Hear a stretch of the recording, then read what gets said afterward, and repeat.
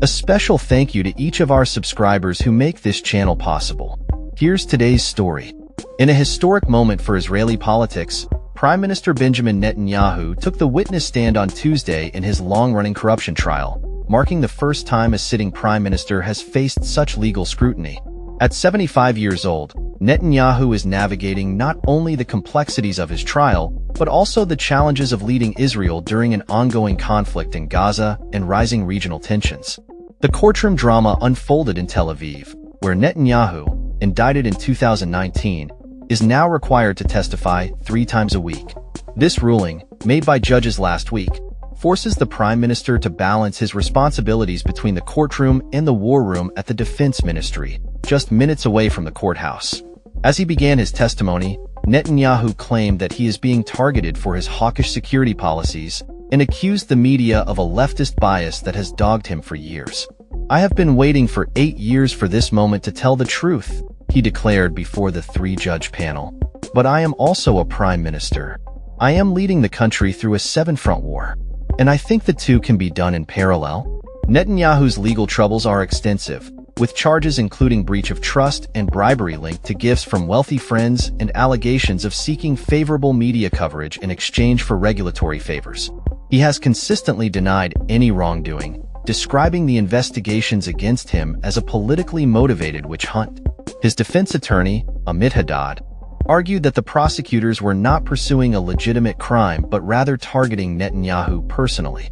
Outside the courtroom, the atmosphere was charged, with protesters on both sides gathering to express their views. Some supporters rallied behind Netanyahu, while others, including families of hostages held by Hamas, demanded more action from the prime minister regarding their loved ones. The trial's timing is particularly sensitive, occurring against the backdrop of the war in Gaza, which has profoundly affected Israeli society and politics. The conflict, which began with a shocking attack by Hamas on October 7, 2023, has overshadowed Netanyahu's legal battles, at least temporarily uniting the nation in grief and trauma. However, as the war continues, political unity appears to be fracturing, with tensions rising within Netanyahu's cabinet and clashes with the judiciary. The international community is also closely watching, especially after the International Criminal Court issued an arrest warrant for Netanyahu and former defense chief Yoav Gallant over alleged war crimes in the Gaza conflict. The trial, which began in 2020, encompasses 3 separate criminal cases against Netanyahu.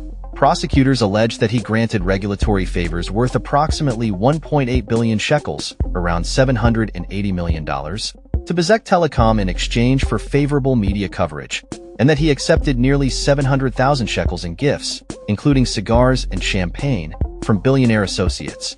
Netanyahu's testimony is expected to last for several weeks, taking up a significant portion of his time as he attempts to manage a country embroiled in conflict. Critics question whether he can effectively juggle these dual responsibilities, especially as the situation in Gaza remains precarious. As Netanyahu continues his defense, he maintains that he can find a balance between his court appearances and his duties as prime minister.